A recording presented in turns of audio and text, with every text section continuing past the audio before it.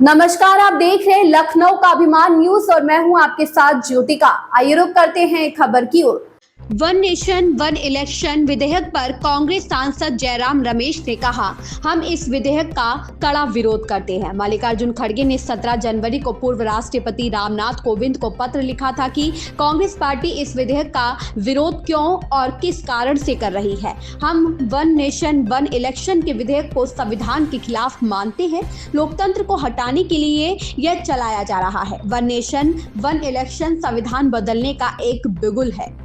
लोकसभा में वो है वन नेशन वन इलेक्शन का बिल इंट्रोड्यूस जो है सरकार करने वाली। हम इस विधेयक का कड़ा विरोध करते हैं।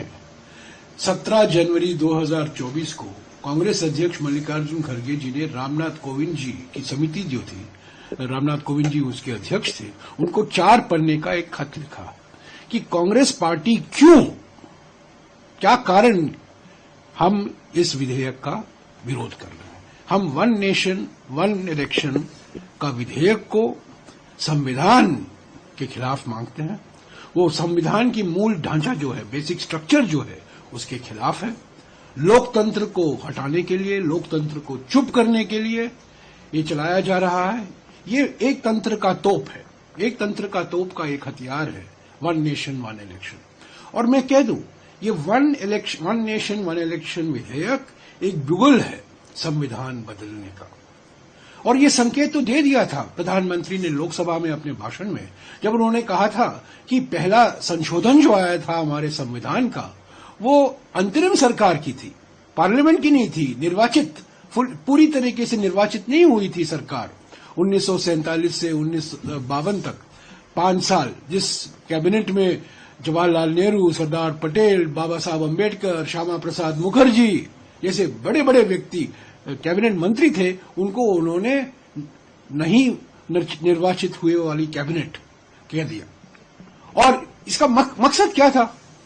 मकसद, जवाहरलाल नेहरू ने इसका जवाब दिया जब संशोधन आया, पहला संशोधन, तब उन्होंने कहा आप इस संशोधन का विरोध कर रहे हो क्योंकि हम अंतरिम सरकार हैं। क्या जब हमने संविधान अपनाया, जब हमने संविधान को अडॉप्ट किया, तब क्या हम पूरे निर्वाचित सरकार थे? हम तो अंतरिम सरकार ही थे ना। 1947 से लेकर 1952 तक पहला चुनाव, आम चुनाव हमारे देश में 1952 में हुआ। और मैं याद दिला दूं बीजेपी वालों को, प्रधानमंत्री को, सभी को, कि जो मदर ऑफ डेमोक्रेसी कहते हैं, भारत के 3000-4000 पुराने इतिहास में पहली बार मत का अधिकार सभी को, महिलाओं को, दलितों को, आदिवासियों को, पिछड़े वर्गों को, अमीर को, गरीब को, सभी को पहली बार 1952 में प्राप्त हुआ। One man one vote, one woman one vote जो कहते हैं, वो कभी हमारे देश के इतिहास में नहीं था, कभी नहीं। दलित, आदिवासी, पिछड़े वर्ग, अमीर, गरीब, सभी को मत का अधिकार मिला 1952 के चुनाव से। तो मेरा ये मानना है कि ये one nation one election bill दरवाजा खोलता है संविधान को बदलने के लिए। ये नया संविधान लाना चाहते हैं। ये इनका दोगलापन दर्शाता है, हिपोक्रेसी दर्शाता है। यहां माथा टेकते हैं, बाबा साहब अम्बेडकर की का नाम तो लेते हैं, पर असली मकसद क्या है? One nation one election bill पहला मील पत्थर है।